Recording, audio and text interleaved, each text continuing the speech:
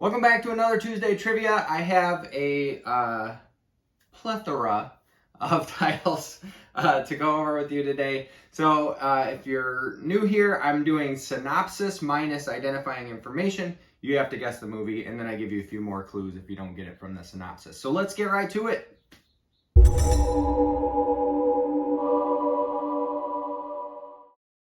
What's up, physical media and trivia fans? Welcome back after my week-long hiatus for preparing for the Randolph Street Market, which went really well. I was really happy with my setup and my sales. I did make a YouTube short, so if you want to see what the setup was kind of like, take a look at that YouTube short that I posted this weekend. But I am back with some more trivia for you. If you are new to this, the way it works is I'm giving you a synopsis of a film from the Video Hounds Golden Movie Retriever 2021. I will remove any identifying names or places or anything that would make it too obvious. And if you can't get it from the synopsis alone, I then give you a few clues, starting with the year of release, the top 3 billed actors in reverse order of billing, then the director, and then the answer. And then I'll give you a fun fact about each one.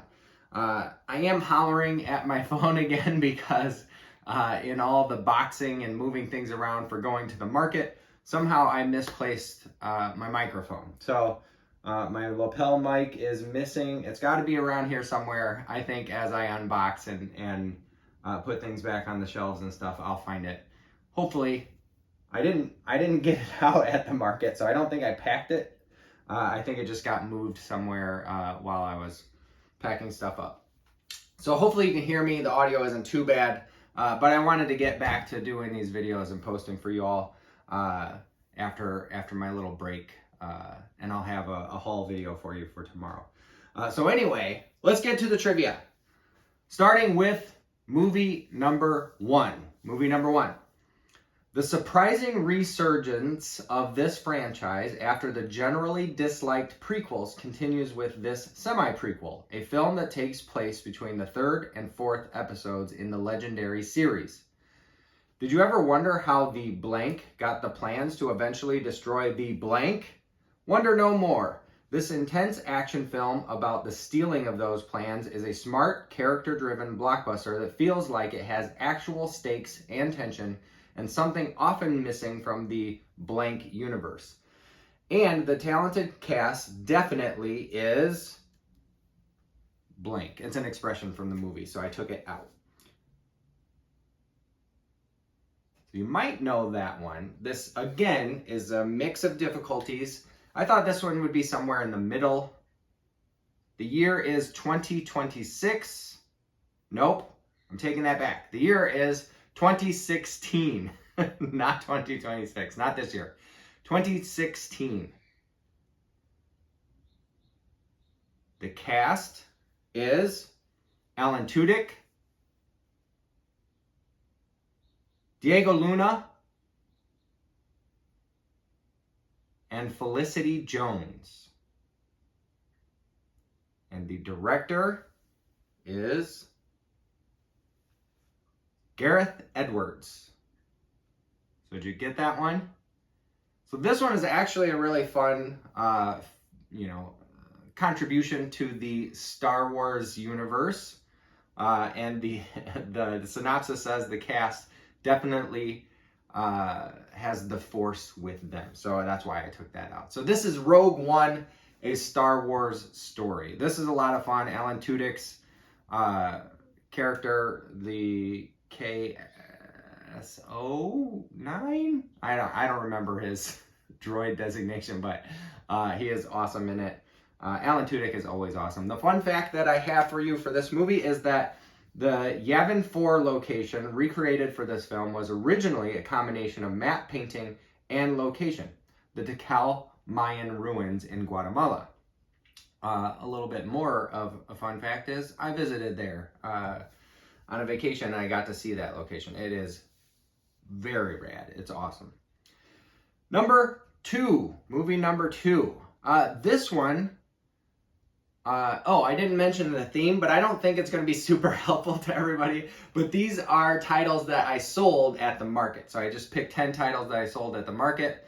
I sold them on different formats. So that's the theme for this week. I don't know if it will help you. But this next one is actually missing from the Video Hound's Golden Retriever, Golden Movie Retriever. I don't know why it is not in there. It's definitely on video well before this came out, 2021. Not only on Laserdisc and VHS, but the DVD release from 2001 was the DVD that I owned and sold. I bought it at release. I sold not only that DVD, but it came with a poster that was included that I sold at the market as well. So, movie number 2. I took it from IMDb. A secret military project endangers Neo-Tokyo when it turns a teenage biker gang member into a rampaging psychic psychopath who can only be stopped by his best friend. So maybe that one, especially leaving the location in there, might be kind of obvious, especially those who've seen it. But I think it's still pretty niche or niche. And it's a cult classic. It's a great movie from the year 1988. And the cast, I'm going to do my best with pronunciation here, is Mami Koyama, Nozomu Sasaki, Mitsuo Iwata. So, Japanese names, not my forte with pronunciation. The director is Katsuhiro Otomo. And if I'm mixing those up, if they're written that way and I'm supposed to read them the other way, I apologize. I'm not sure what the convention is. So this movie is Akira. So Akira, the anime from 1988. It is spectacular. I've watched and rewatched it. I sold my DVD because I upgraded. I have the Blu-ray, and so I sold that at the market. The fun fact that I have for you for this film is that Akira was the most expensive animated production at the time. The producer said that over 60 animators worked on the hand-drawn cells and that 50 new colors were developed specifically to capture the neon sparkle of Neo-Tokyo.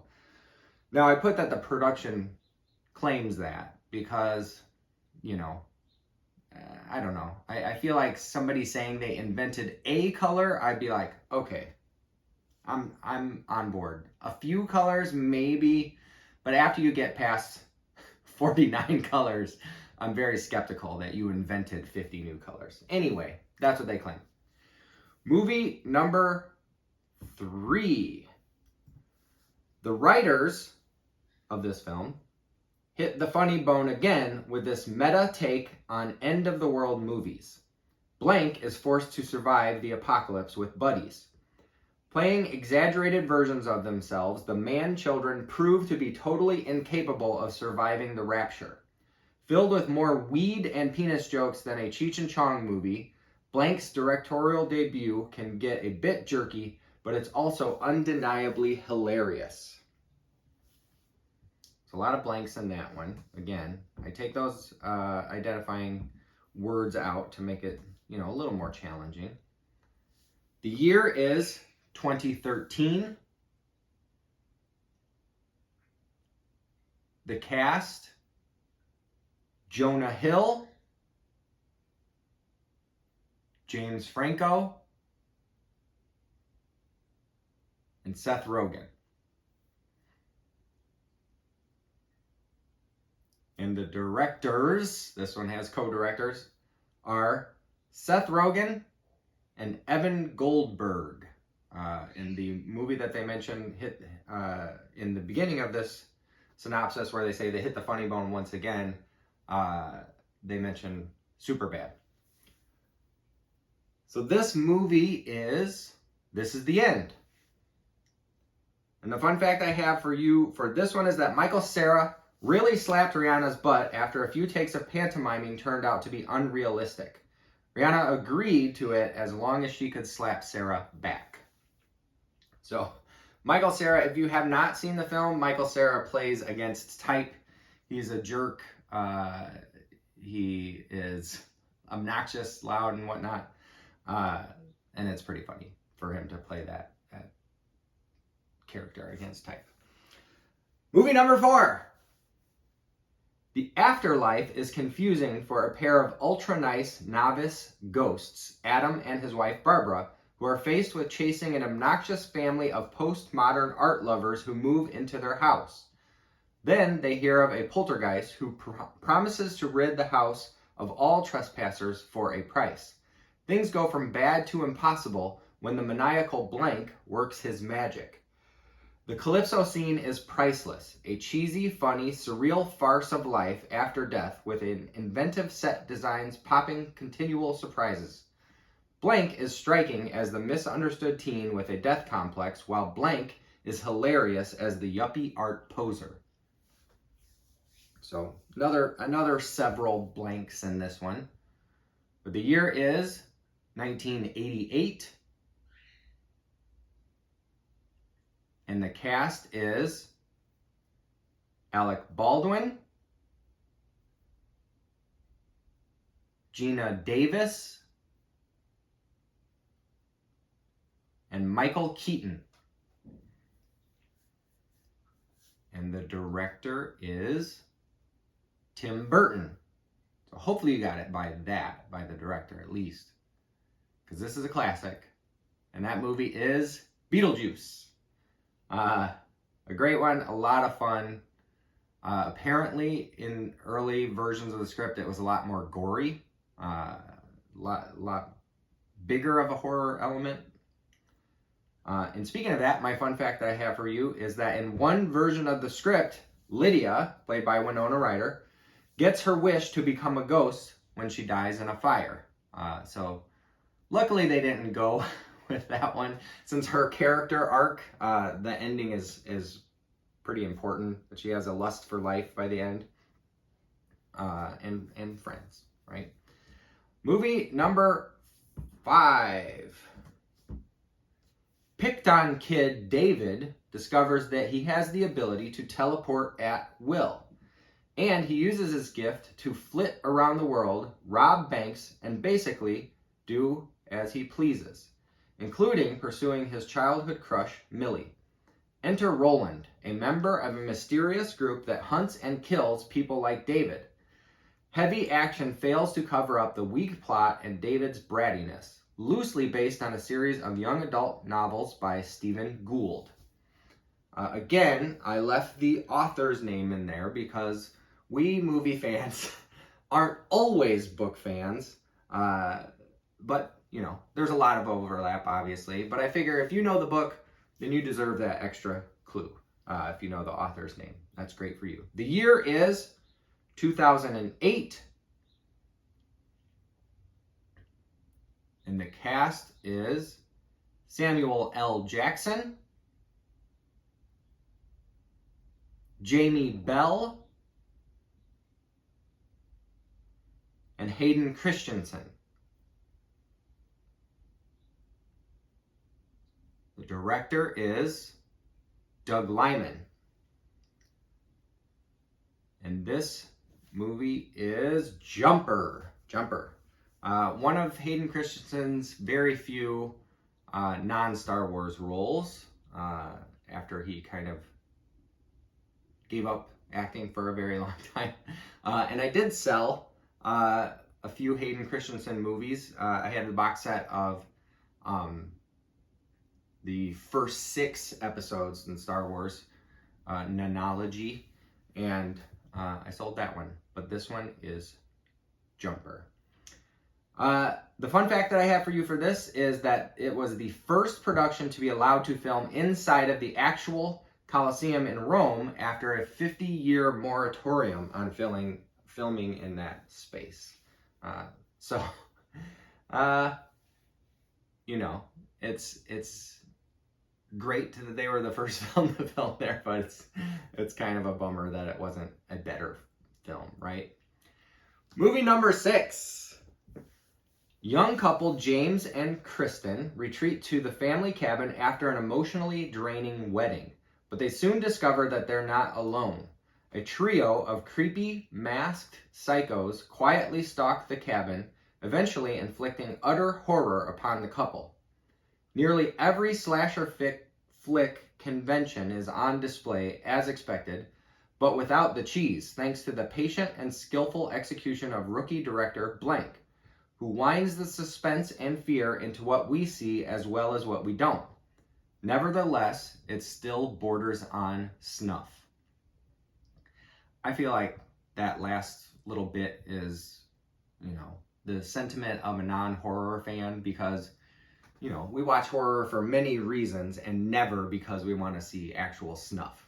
No horror fan that I have ever interacted with wants to see real death. The year is 2008.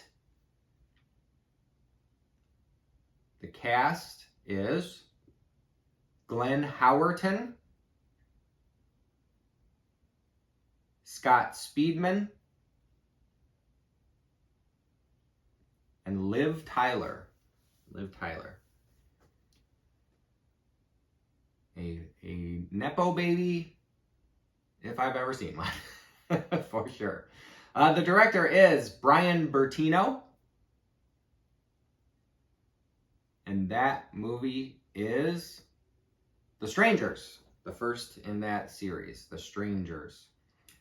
The fun fact that I have for you is that Bertino has said in interviews that his own fear of senseless, random home invasions inspired the story and the "because you were home" line in particular. That's a little chilling, right? To think of those things being an inspiration for this movie, where that line in particular is very chilling. Movie number 7. Pardon me. 9 alien teens come to Earth after their planet is destroyed, blending in as typical high school students. After enemies zap away aliens number 1 through 3, John turns to alien refugee Henry for protection. A fling with Earth girl Sarah gives him more reason to fight back against his extraterrestrial predators. Nothing more than a cash-in on the Twilight phenomenon, only with big, noisy battle sequences, devoid of original thought while masking gaping plot holes by parading fresh flesh for its teen girl target audience. Adapted from the 2010 young adult novel by Pittacus Lore, pseudonym of authors James Frey and Joby Hughes. So again, I left the author's name in there, or names in there. And the year is 2011. The cast is Diana Agron, Timothy Oliphant, and Alex Pettyfer. Timothy Oliphant is the biggest name of those, but you might know the other two. The director is DJ Caruso. And that movie is I Am Number 4. The fun fact that I have for you for this one is that Agron, who plays Sarah, got the part when she happened to meet Steven Spielberg at a charity event. Spielberg was a fan of Glee at the time and said that he had already been thinking of casting her in a film before they ran into each other. Wow. Pretty cool coincidence. I mean, she already was pretty well known. Glee was doing pretty well. That's fun. Fun little story, I thought. Movie number 8. Yes. So we're at movie number 8. Adaptation of the 3rd book in a series resurrects vampire Blank to rock the new millennium after a 200-year nap.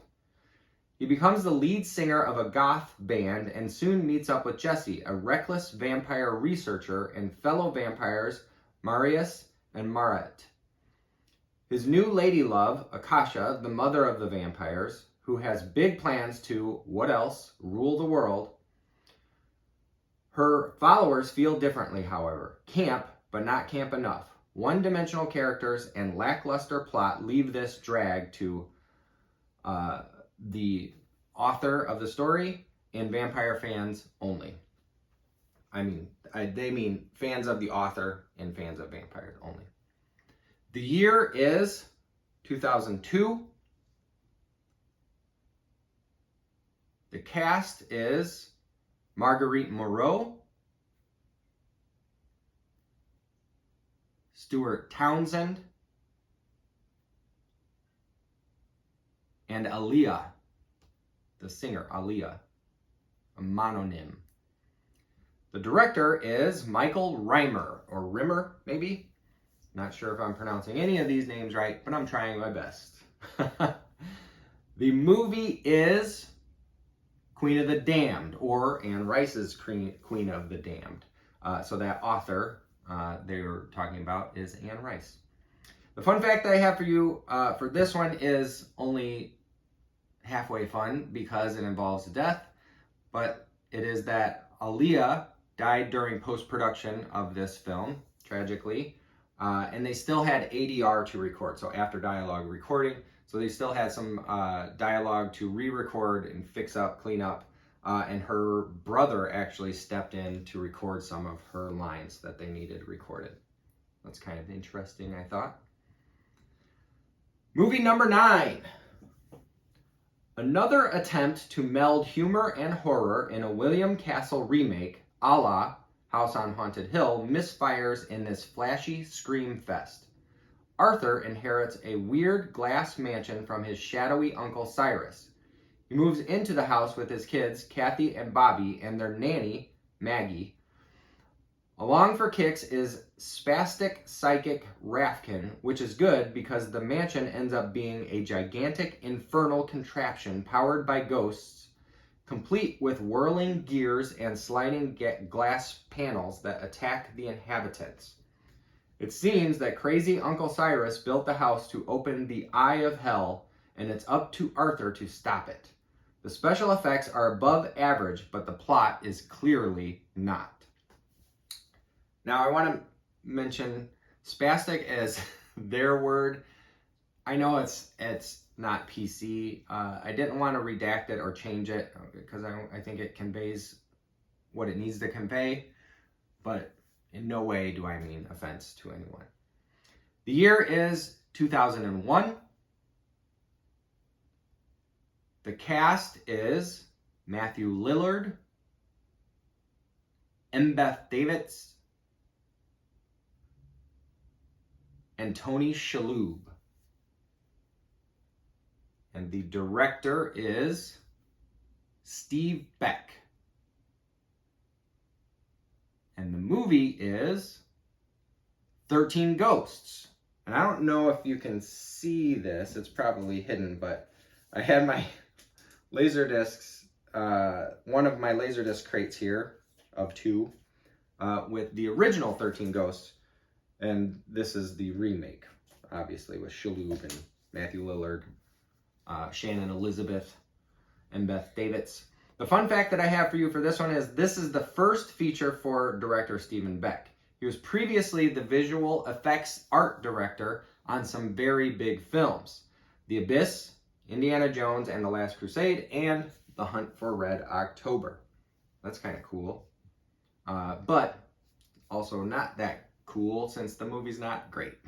So, the last film I have for you, number 10. This director's first international success, a British family man on vacation in Switzerland is told of an assassination plot by a dying agent. His daughter is kidnapped to force his silence. In typical director fashion, the innocent person becomes caught in a web of intrigue. The sticky situation culminates with surprising events during the famous shootout in the final scenes. So I mentioned director a couple times, so I think the clue here is that this is a very big name director. Maybe the year will further clue you in. The year is 1934.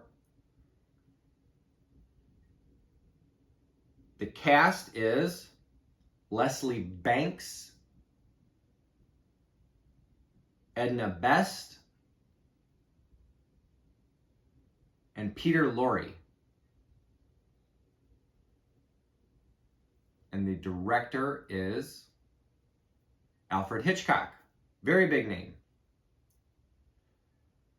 The movie is The Man Who Knew Too Much. The Man Who Knew Too Much, 1934. And that's important because of the fun fact that I have for you. Hitchcock himself remade this movie to be released in 1956.